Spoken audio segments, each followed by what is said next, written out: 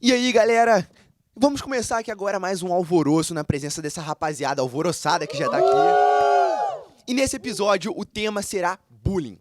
Eu quero fazer algumas perguntas que coloquem eles em situações reais que podem acontecer com você, adolescente, jovem, nas escolas, nas universidades pode acontecer, ou na sua casa, seja onde for, tá bom? Você vai saber exatamente o que fazer à luz do evangelho. Então vamos começar.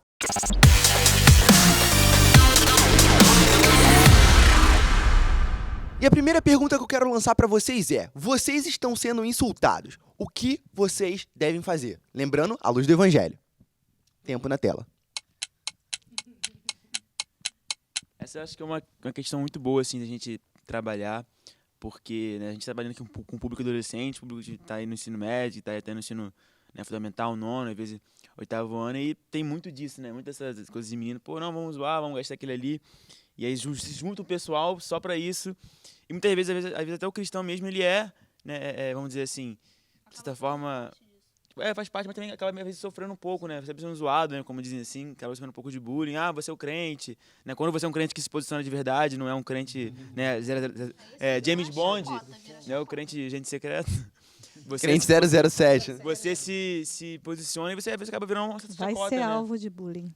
Vai. E assim, eu acho que a melhor atitude é você, caso tenha amizade com as pessoas, cortar, não gosto disso. Mas se for em questão assim, por você ser crente, por isso, acho que é você ignorar, sabe? Falar, olha, eu não gosto de posicionar contra aquilo ali, né? Não arrumar de forma agressiva, mas posicionar contra aquilo ali, porque você é uma pessoa, não tem que ser debochado.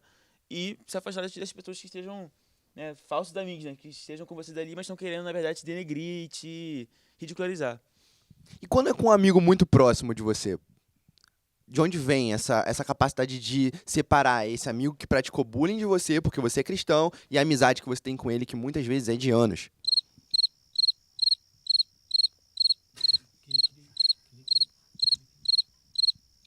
Poxa, esse amigo tá precisando de um novo É o amigo, famoso, não é mesmo? é o famoso amigo tóxico, né? Não, olha, Tóxico. não, mas é sério, tem gente que precisa ver a outra pessoa ruim para ela poder se sentir bem. Então, relacionamentos abusivos não se tratam só de relacionamentos amorosos, existem relações tóxicas de amizade também. Então, acho que vale a pena, muitas vezes, observar o que a mãe e o pai estão dizendo, porque muitas vezes mãe e pai têm um radar para perceber esses amigos que não são tão legais assim, né, mas que a gente está ali envolvido não está percebendo.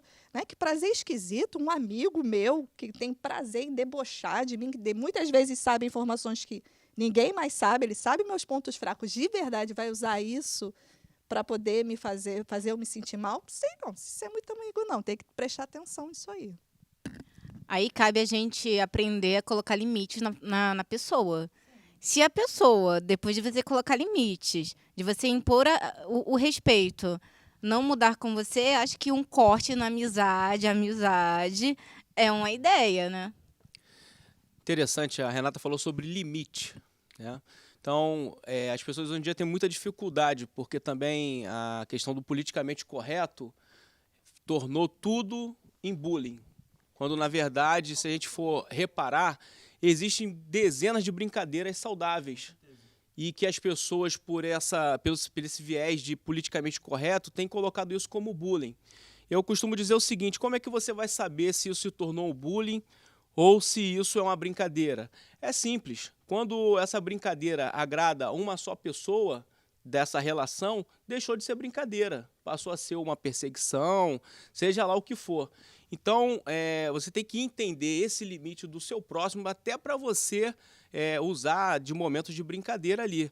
Porque quando você ultrapassa isso, você vai acabar prejudicando as questões mais íntimas dessa pessoa, porque às vezes não se sente bem em relação ao que está sendo dito a ela. Às vezes as pessoas atiram num ponto de fragilidade da construção emocional dela e tudo. Então, eu gostaria de dizer para vocês que estão nos vendo que o importante também é você saber quem você é diante de Deus. Isso aí Você você tocou num ponto importante. Você tem que entender que você é exatamente o que a Bíblia diz que você é. Então não adianta também você, de alguma forma, se encharcar internamente com aquilo que estão dizendo sobre você, sendo que você sabe quem você é. Você é a imagem e semelhança de Deus, você é aquilo que Deus fez para poder exaltar o nome dele aqui na terra. Então também vamos parar de ficar absorvendo tanta coisa ruim que as pessoas estão falando sobre você. Pare, se entenda diante de Deus que você vai, inclusive, sobrepujar essas pessoas aí que ficam falando sobre a sua vida. Porque o que acontece? É claro, é natural a gente estar discutindo aqui uma questão importante para a gente viver em sociedade. É um repensar, né, que a nossa sociedade está fazendo agora, porque antes era puro e simples deboche, hoje em dia a gente avalia mais e repensa melhor isso. Eu acho isso saudável. Né? E nós estamos falando com adolescentes e jovens. Adolescente, principalmente, está construindo ainda a sua autoimagem. E aí é muito importante que você saiba que você nunca vai ter as condições ideais para viver. Você nunca vai ter só pessoas te elogiando. Pode ser que em casa você experimentou isso, algumas pessoas sim, outras pessoas não, né? Mas você fundamentar aquilo que você pensa que você é na opinião do outro é muito perigoso. É muito perigoso. Então, esse relacionamento íntimo com Deus, você ouvir da boca de Deus certas coisas, isso tudo que o Edvan falou, muitas vezes a gente não acredita, precisa ouvir da boca de Deus. Então, invista no seu relacionamento pessoal com Deus, que isso muitas vezes vai te dar força e resistência enquanto você amadurece. Até porque, só falando sobre o que você falou, né, Clara? Porque quando eu me baseio na minha autoimagem, minha identidade, naquilo que outras pessoas falam, eu fico suscetível à mudança daquelas pessoas. Porque se eu estiver num ambiente que todo mundo me elogia e me apoia, eu vou me sentir apoiado e amado. Mas se eu estiver num ambiente onde eu sou perseguido, né, onde eu sofro alguma forma de represária, eu vou também me basear acerca daquilo ali e vou sofrer. Né? Quem vive, né, pelos elogios morre pelas críticas. Sim. Então, falando em você crítica, aí exatamente. foca nisso. Caramba! Não, acho que foi expulso que foi isso. E falando em crítica, gente, aguardem mais um pouco que no próximo bloco, logo após esse, eu vou voltar com uma pergunta que tem tudo a ver com isso. Eu quero saber como Forte, que Brasil. vocês vão se sair. Vamos lá.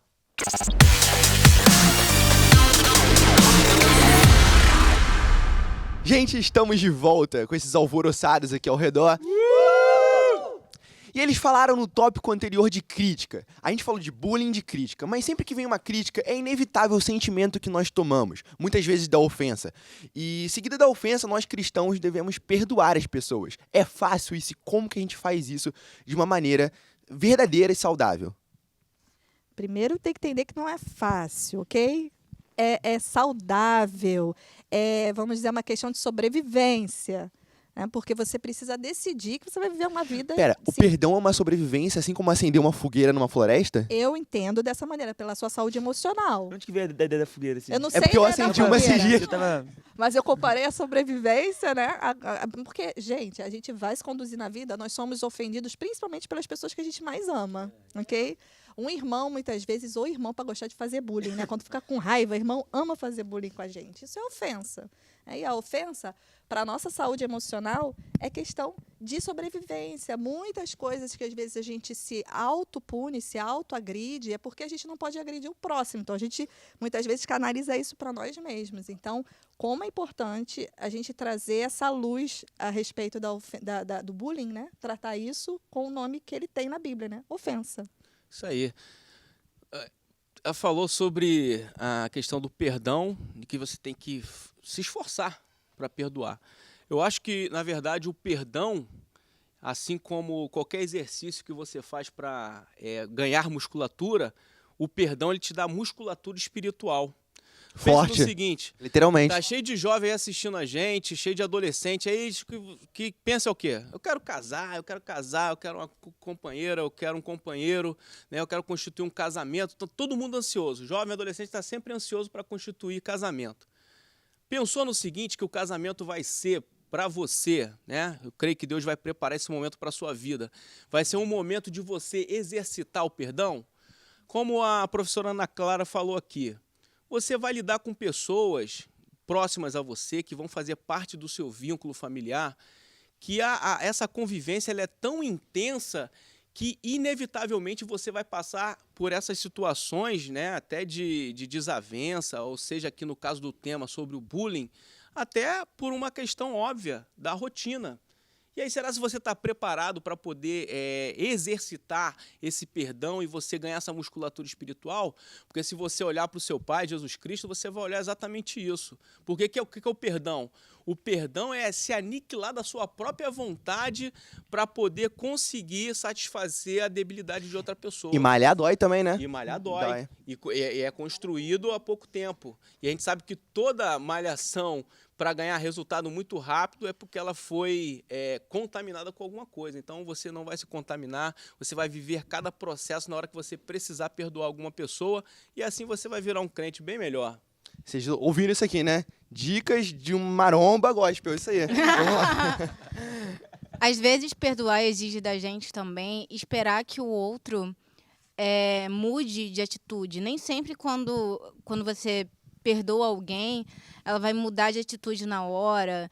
Então, é importante a gente pescando a ideia de casamento, né? Esperar o Senhor trabalhar na vida daquela pessoa para que ela melhore com você, melhore com os outros, porque cada um passa por um tratamento exclusivo de Deus em determinadas áreas. Eu acho que como a Ana Clara falou sobre a ofensa, né? A ofensa, quando ela fica retida em nós, em forma mamar, quando a gente não perdoa a pessoa a qual nos ofendeu, ela se torna uma ferida da gente que vai gangrenando, que vai piorando, né? Que vai mutilando nossa alma, nosso interior. Isso vai piorar. A gente tem o modelo de Jesus que ele nos ensinou a perdoar, sabe? Se Deus não conseguiu nos perdoar, mesmo a gente sendo pecador, a gente não valendo nada, Jesus nos amou, nos perdoou, por que eu não vou amar aquele que é semelhante a mim, aquele que também falha como eu também posso falhar? Muitas vezes a gente retém mágoa e retém ofensas no nosso coração por orgulho, por não querer ceder. Por não Gente, querer e José? ceder. E A José? questão é que não vai te fazer bem. Não vai fazer bem, é a Não pior vai coisa. fazer bem. Se você guardar isso dentro de você, essa questão da ofensa, e você ficar trazendo de volta as palavras que foram ditas, e você ficar planejando na próxima vez que isso acontecer, você ficar, sabe, teatralizando na frente do espelho a tua resposta da próxima vez, isso não vai fazer bem a você. Não quer dizer que você tem que conviver com essa pessoa. Só quer dizer que você não precisa guardar a conta que essa pessoa tem com você dentro do teu coração. Isso que é liberar o perdão, você deixar isso embora.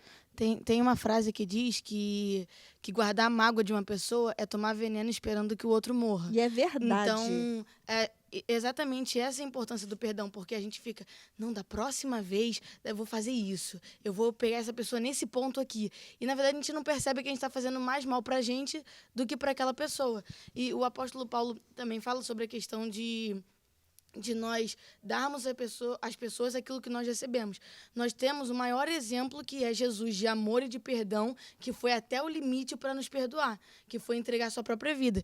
Então, se nós recebemos esse perdão, nós temos esse exemplo, nós temos a total capacidade de dar para as outras pessoas aquilo que nós tivemos. Porque muitas pessoas fazem bullying, ou então são mais com outras pessoas, porque elas não receberam amor e não são capazes de passar o amor, a gentileza, para as outras pessoas.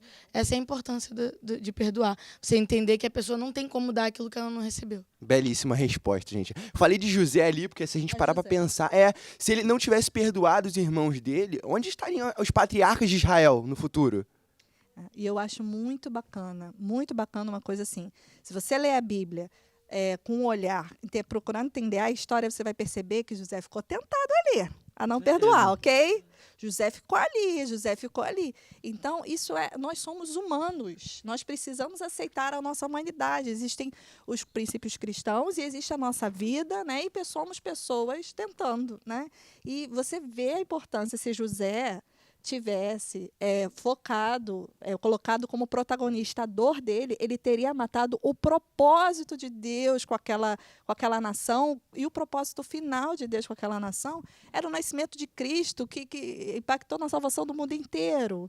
Então, muitas vezes, a gente quer colocar no palco a nossa dor, né? E nós precisamos da ajuda de Cristo para que a gente possa nos tirar do lugar principal. A imagem como um possa, todo, né? A gente vê assim, você falou sobre o caso de José, é um dos casos mais incríveis de perdão na Bíblia, porque Sim. tecnicamente, vamos olhar, né, por essa prisma, ele estava na sua razão ali. Se ele tivesse prendido e tivesse, né, vamos dizer assim, condenado de alguma forma os seus irmãos, ele não estaria, né, vamos dizer assim, errado. Ele agiu com justiça. Mas não cabe, esse julgamento não cabe ao Senhor. Né? A vingança não cabe ao homem, sabe? Isso cabe a Deus fazer. Senhor. Assim, é do Senhor, assim como Davi. Né, ele teve várias oportunidades de matar Saul, e olha que Saul realmente fez mal contra ele, fez mal contra a família dele, tentou matá-lo. Guarda isso. Tu não vai esquecer? Sim, que eu vou perguntar isso Levar pra no você. coração, então. Gente, ó, a gente vai voltar no próximo bloco e eu tenho uma pergunta pra esse rapaz aqui. Pra mim?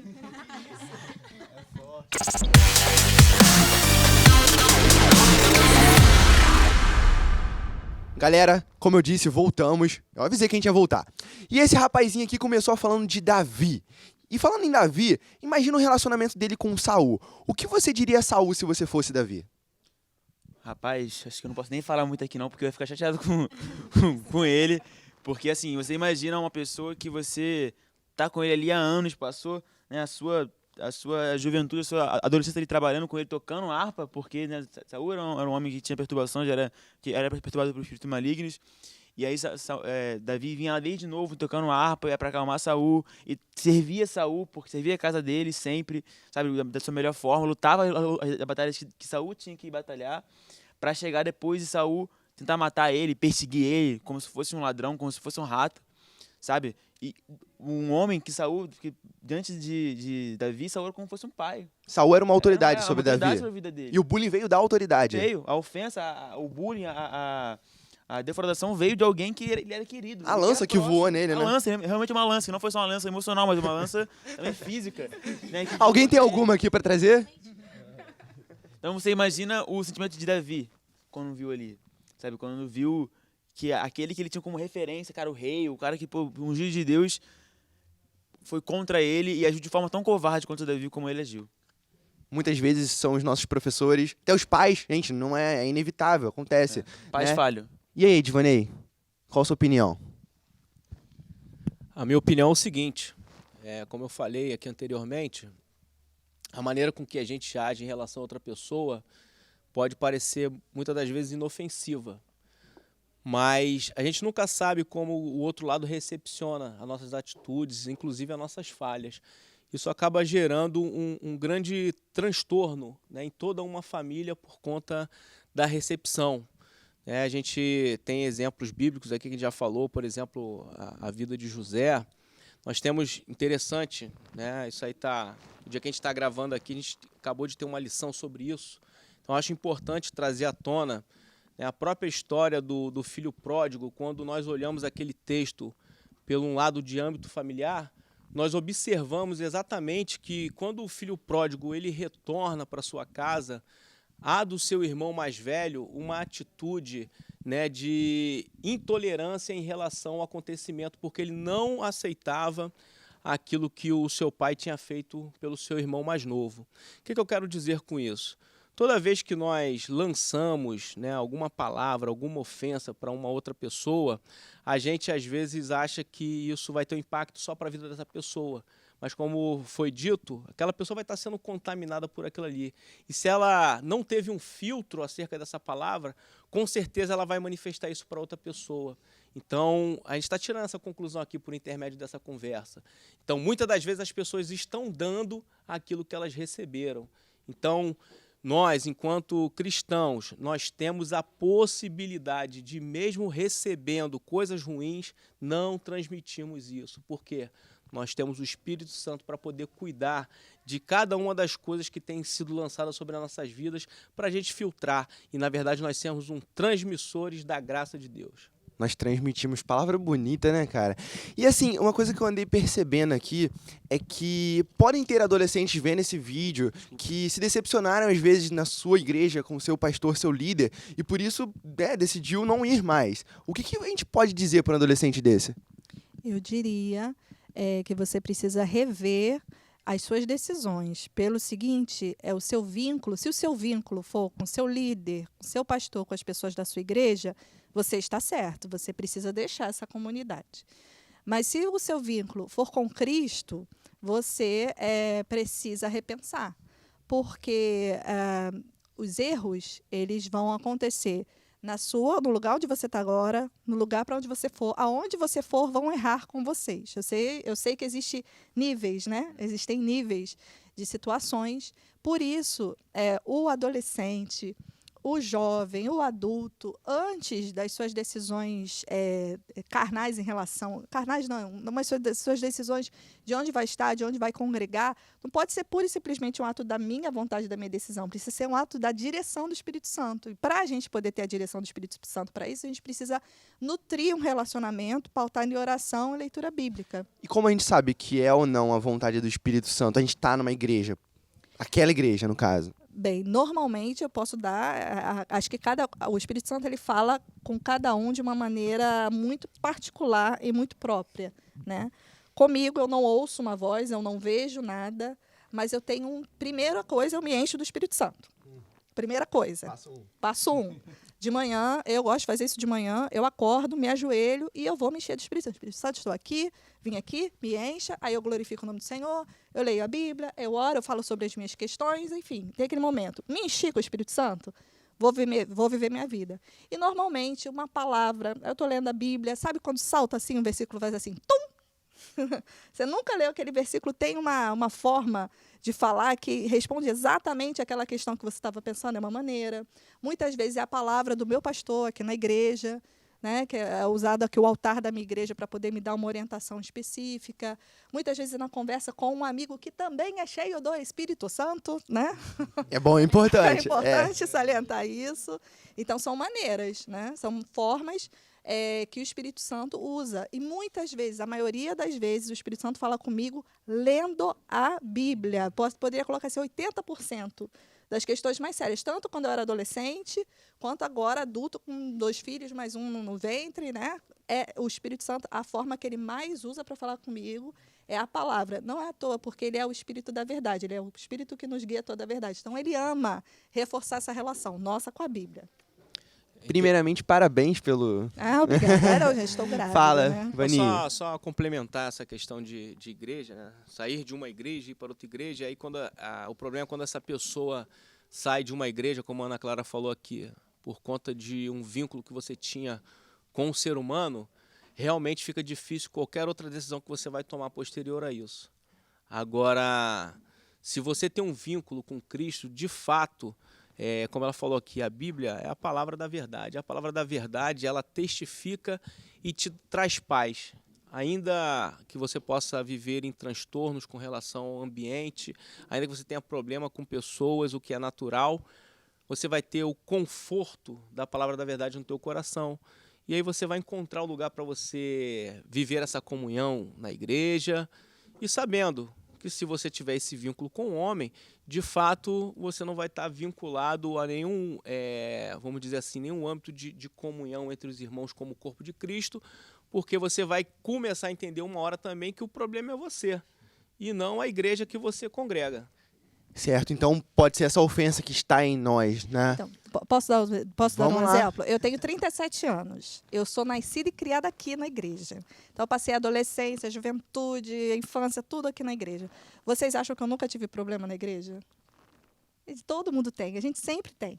Nem que seja alguém que a gente não gostou, que olhou para a gente de jeito diferente, a gente não gostou, se sentiu ofendido. Então, muitas vezes eu já quis sair daqui da minha igreja. Muitas situações eu queria resolver como? Já sei, eu vou para aquela igreja onde tem o grupo de louvor, que na minha época era muito grupo de louvor, assim, lá tem um grupo de louvor legal. E quando eu ia para o Senhor falava, fica. E o que aconteceu? Eu tive a oportunidade de trabalhar justamente essas questões. Né? Quando é que eu sou cristão? Eu sou cristão quando eu consigo ter essa minha musculatura espiritual mais fortalecida. Como é que eu vou fortalecer a minha musculatura espiritual se eu não for confrontada, se eu não for desafiada, se eu não tiver que perdoar?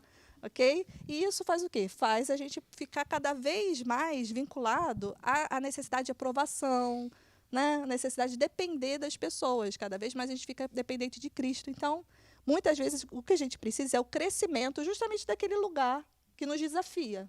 Né? E aí a gente vai aprender com a força do Senhor, da palavra, de Cristo, a vencer aquelas situações que nos fazem sofrer naquele momento. Tá naquele desafio o seu crescimento. Sim, o projeto de Deus não é que você fuja, é que você cresça. Belíssimo. Gente, olha só. Eles falaram. A gente falou de todos os tipos de bullying possível, família, escola, até mesmo dentro da igreja, que pode acontecer. Mas como você deve lidar com isso? E a palavra de Deus, ela não escapa. É a única e a melhor opção que nós temos, tá? E acrescentando aqui, tá? Procurem depois saber sobre o livro do pastor John Bevere, chamado A Isca de Satanás, a Armadilha Mortal da maravilhoso. Ofensa. Vai complementar o que essa rapaziada falou aqui. E nós vamos encerrar por aqui. Vocês ainda estão alvoroçados? Então vamos alvoroçar o mundo agora.